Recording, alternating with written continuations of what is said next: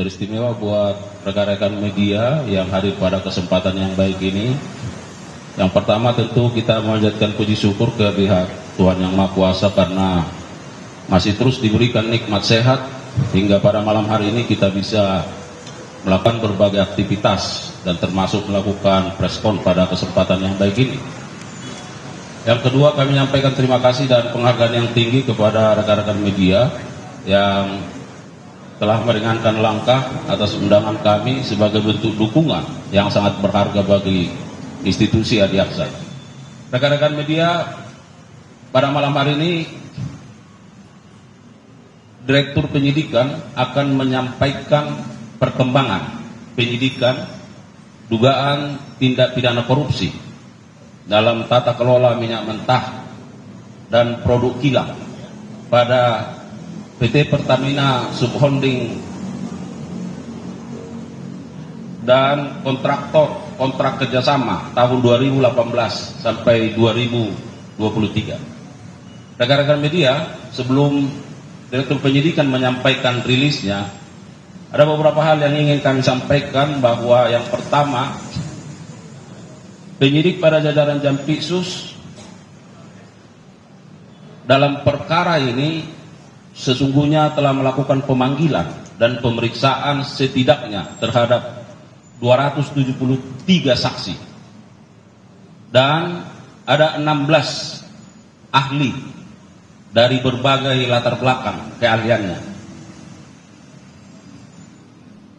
Dan beberapa waktu yang lalu, sebagaimana kita ketahui, 9 orang sudah ditetapkan tersangka dan saat ini berkas perkaranya sudah dilimpahkan ke tahap penuntutan. Dan kita harapkan dalam waktu dekat akan bisa dilimpahkan ke pengadilan oleh jaksa penuntut umum. Dalam perkembangannya, dalam pemeriksaan terhadap 273 saksi, bahwa penyidik menemukan fakta-fakta terkait dengan adanya keterlibatan berbagai pihak lain. Oleh karenanya, penyidik tentu setelah melakukan pendalaman, maka dilakukanlah pengembangan penyidikan. Dan penyidik beberapa waktu telah melakukan ekspos terhadap perkara ini. Bagaimana nanti hasilnya, Direktur Penyidikan akan menyampaikan kepada kita semua. Oleh karenanya, rekan-rekan media, mari kita simak bersama hal-hal yang akan disampaikan oleh Direktur Penyidikan terkait dengan perkembangan penyidikan ini. Kepada Pak Direktur Penyidikan kami persilakan. Terima kasih. Assalamualaikum warahmatullahi wabarakatuh. Selamat malam. Salam sejahtera bagi kita semua. Yang saya hormati Bapak Kapus Penkum beserta jajaran, para Kasubdit, terutama yang saya hormati teman-teman wartawan yang pada malam hari ini hadir meliput konfes yang diadakan oleh Pak Kapus Penkum. Untuk itu, saya akan menyampaikan perkembangan penyidikan perkara dugaan tindak pidana korupsi tata kelola minyak mentah dan produk kilang pada PT Pertamina Persero Holding dan kontraktor kontrak kerjasama. Pada hari ini, Kamis 10 Juli 2025, disampaikan perkembangan penanganan perkara dimaksud, yaitu perkara dugaan tindak pidana korupsi dalam tata kelola minyak mentah dan produk kilang pada PT Pertamina Persero Subholding dan kontraktor kontrak kerjasama tahun 2018 sampai dengan tahun 2023. Dari hasil penyidikan yang dilakukan secara maraton dengan jumlah saksi sebagaimana yang telah disampaikan oleh Pak Kapus Penkum, tim penyidik menyimpulkan telah diperoleh alat bukti yang cukup untuk menetapkan sebanyak 9 tersangka. Adapun ke-9 tersangka tersebut dapat saya sampaikan sebagai berikut. Yang pertama, tersangka AN selaku Vice President Suplai dan Distribusi Kantor Pusat PT Pertamina tahun 2011 sampai dengan tahun 2015. Yang kedua, tersangka HB selaku Direktur Pemasaran dan Niaga PT Pertamina pada tahun 2014. Yang ketiga, tersangka TN selaku VP Integrated Supply Chain tahun 2017 sampai dengan tahun 2018. Kemudian tersangka DS selaku VP Crude and Product Trading ISC Kantor Pusat PT Pertamina Persero yang menjabat sejak tahun 2019 sampai dengan 2020. Yang kelima, tersangka AS selaku Direktur Gas Petrochemical and New Business PT Pertamina International Shipping.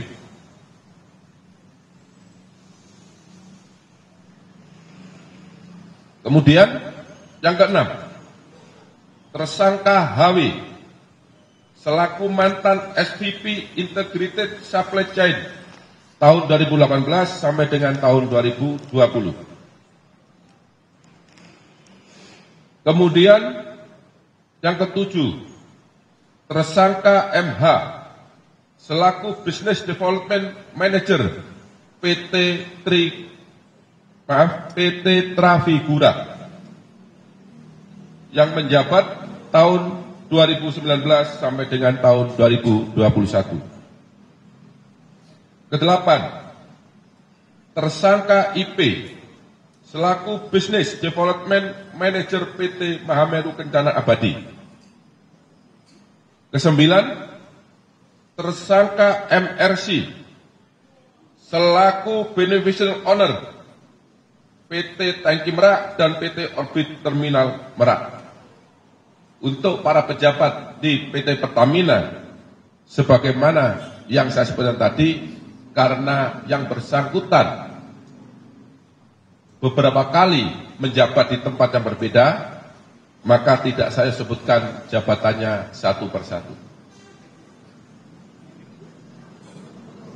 Bahwa masing-masing tersangka tersebut telah melakukan berbagai penyimpangan yang merupakan perbuatan melawan hukum dan tata kelola minyak yang mengakibatkan kerugian negara maupun kerugian perekonomian negara. Adapun penyimpangan tersebut dapat disampaikan sebagai berikut. Yang pertama, penyimpangan dalam perencanaan dan pengadaan ekspor minyak mentah. 2. Penyimpangan dalam perencanaan dan pengadaan impor minyak mentah. 3. Penyimpangan dalam perencanaan dan pengadaan impor BBM. 4. Penyimpangan dalam pengadaan sewa kapal. 5. Penyimpangan dalam pengadaan sewa terminal BBM PT OTM. 6. Penyimpangan dalam proses pemberian kompensasi produk Pertalite. Ketujuh, penyimpangan dalam penjualan solar non-subsidi kepada pihak swasta dan pihak BUMN yang dijual dengan harga di bawah harga dasar. Adapun peran masing-masing tersangka dalam melakukan perbuatan melawan hukum yang mengakibatkan kerugian keuangan negara dan kerugian perekonomian negara dapat disampaikan sebagai berikut.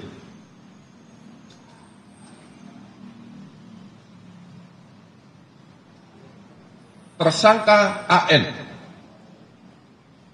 memiliki beberapa peran, yaitu melakukan proses penyewaan OTM secara melawan hukum dengan menghilangkan hak kepemilikan Pertamina dan harga yang tinggi di dalam kontrak pengadaan. Bersama dengan tersangka HB melakukan proses penunjukan langsung kerjasama sewa TBB Merak secara melawan hukum. Melakukan negosiasi harga sewa dengan mengakomodir nilai sewa yang mahal, yaitu sebesar 6,5 USD per kiloliter dengan menghilangkan skema pembelian aset PT UTM. Selanjutnya, melakukan proses penjualan solar di bawah harga dasar secara melawan hukum kepada pihak BUMN dan pihak swasta. Dan yang terakhir, yang bersangkutan berperan dalam penyusunan formula kompensasi yang tinggi untuk produk Pertalite secara melawan hukum. Tersangka HB bersama dengan tersangka AN mengakomodir penawaran dan melakukan proses penunjukan langsung kerjasama TBB Merak secara melawan hukum yang seharusnya dilakukan dengan cara pelelangan.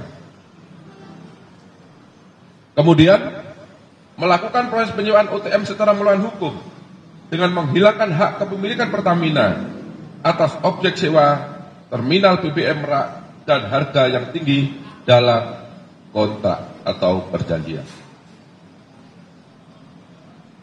3. Tersangka TN melakukan dan menyetujui pengadaan impor minyak mentah dengan mengundang demut atau supplier yang tidak memenuhi syarat sebagai peserta lelang, karena yang bersangkutan dikenakan sanksi karena tidak mengembalikan kelebihan bayar. Kemudian menyetujui demut atau supplier tersebut sebagai pemenang lelang, meskipun praktek pelaksanaan pengadaan tidak sesuai dengan prinsip dan etika pengadaan, yaitu volume basit yang dicantumkan dalam lelang impor minyak mentah dan perlakuan istimewa kepada supplier tersebut. Untuk tersangka DS bersama dengan tersangka SDS dan tersangka JF melakukan ekspor penjualan minyak mentah bagian negara dan anak perusahaan hulu minyak Pertamina tahun 2021 dengan alasan terjadi ekses terhadap MMKBN dan anak perusahaan hulu Pertamina tersebut, padahal yang seharusnya minyak mentah tersebut masih dapat diserap oleh kilang dan tidak ekses, yang seharusnya dipergunakan untuk memenuhi kebutuhan minyak mentah dalam negeri. Kemudian di waktu yang sama, DS bersama dengan tersangka SDS dan tersangka YF melakukan impor minyak mentah dengan jenis yang sama dari luar negeri dengan harga yang lebih mahal. Maksudnya minyak mentah yang kualitas sama dengan harga minyak mentah di dalam negeri, tetapi harga impor ini, minyak mentah yang diimpor dengan kualitas yang sama ini harganya lebih tinggi. Untuk tersangka AS bersama-sama dengan tersangka SDS dan tersangka DW bersepakat menambah dan menaikkan nilai sewa kapal sebesar 13% dari nilai sewa kapal Olimpik Luna dari Afrika ke Indonesia dengan maksud agar harga pengadaan sewa kapal bisa di-up menjadi 5 juta US$ Amerika yang seharusnya berdasarkan harga publikasi atau harga HPS hanya sebesar $3.765.712 Amerika. Selanjutnya AS bersama-sama dengan tersangka DW dan tersangka AP mengkoordinasikan agar kapal Suezmax milik PT Jenggala Maritim Nusantara dimenangkan dalam proses pengadaan tender time charter di PT Pertamina International Shipping dengan cara mencantumkan syarat yang hanya bisa dipenuhi oleh kapal Suezmax milik PT Jenggala Maritim Nusantara. Kemudian tersangka HW melakukan kesepakatan dengan tersangka MH dan tersangka EC untuk melakukan penunjukan langsung kepada Trafigura Asia Trading sebagai penyedia dalam pengadaan produk gasolin untuk kebutuhan semester pertama tahun 2021. Padahal seharusnya pengadaan tersebut dilakukan melalui proses lelang khusus, di mana semua mitra atau demut diundang untuk mengikuti tender atau lelang. Tetapi dalam kenyataannya, Trafigura Asia Trading tidak terdaftar sebagai mitra atau demut Pertamina yang seharusnya tidak dapat mengikuti pengadaan atau lelang. Kemudian HW menyetujui dan menandatangani kontrak penjualan solar kepada pihak swasta yang diketahui bahwa harga dalam kontrak tersebut di bawah harga dasar. Yang ketujuh, tersangka MH bersama-sama dengan tersangka HW dan EC bersepakat memenangkan kepada Trafigura Asia Trading dengan penunjukan langsung secara melawan hukum dalam pengadaan produk gasolin untuk semester pertama tahun 2021, yang mana diketahui bahwa Trafigura Asia Trading tidak terdaftar sebagai mitra atau demut di PT Pertamina Patraniaga yang seharusnya tidak dapat mengikuti atau tidak dapat diikut sertakan sebagai peserta lelang atau pengadaan. Kedelapan, tersangka IP bersama-sama dengan tersangka AP dengan sepengetahuan tersangka AS melakukan pengangkutan minyak mentah S-Krafos secara koloding menggunakan kapal Olympic Luna dari Afrika ke Indonesia, sehingga pengadaan bisa dilakukan secara penunjukan langsung dan juga mengondisikan harga penawaran agar sesuai dengan markup harga yang sudah disepakati bersama antara tersangka AS, tersangka SDS, dan tersangka DW. Sehingga dari selisih harga tersebut mengakibatkan kemahalan harga sebesar 15 aplikasi atau nilai HPS, dan tersangka DW mendapatkan keuntungan sebesar 3% dari nilai selisih tersebut. Kemudian yang terakhir, tersangka MRC melakukan perbuatan secara bersama-sama dengan tersangka HB, tersangka AN, dan tersangka GRJ secara melawan hukum untuk terminal BBM Tangki Merak dengan melakukan intervensi kebijakan tata kelola PT Pertamina berupa memasukkan rencana kerjasama penyewaan terminal BBM Merak yang pada saat itu PT Pertamina belum memerlukan tambahan penyimpanan stok BBM. Kemudian menghilangkan skema kepemilikan aset terminal BBM Merak dalam kontrak kerjasama serta menetapkan harga kontrak yang sangat tinggi. Para teman-teman wartawan yang saya hormati, ini tadi sebagian perbuatan material yang dilakukan oleh para tersangka, tetapi belum saya seluruhnya kita sampaikan di sini karena sangat banyaknya perbuatan-perbuatan yang dilakukan oleh para tersangka tersebut. Perbuatan para tersangka sebagaimana tersebut di atas bertentangan dengan 1. Undang-Undang Nomor 22 Tahun 2001 tentang minyak dan gas bumi. Yang kedua, Undang-Undang Nomor 30 Tahun 2007 tentang energi. Keempat, Undang-Undang Nomor 40 Tahun 2007 tentang persiaran terbatas. Kelima, Peraturan Pemerintah Nomor 36 Tahun 2004 sebagaimana diubah dengan Peraturan Pemerintah Nomor 30 Tahun 2009 tentang kegiatan usaha hilir minyak dan gas bumi.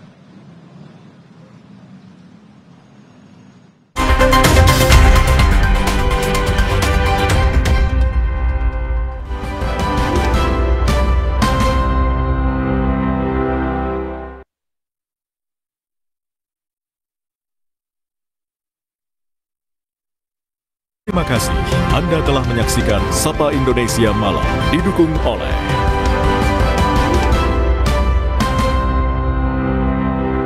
isu matahari kembar, Presiden Prabowo Subianto memberi penegasan. Isu terkini perpolitikan tanah air ramai menjadi perhatian Dan ternyata masalah ini bukan yang mereda, makin menjadi-jadi. Dari mana mau mengatakan Pak Prabowo itu bonekanya Pak Jokowi? Diulas oleh dua pandangan berbeda. Pernyataan bahwa itu adalah fake ya, atau real, itu adalah statement akademik. Aneh, bagi saya sebuah paradoks. Dua arah. Setiap Jumat pukul 8:30 malam di Kompas TV. Sesaat lagi Anda akan menyaksikan berita utama yang didukung oleh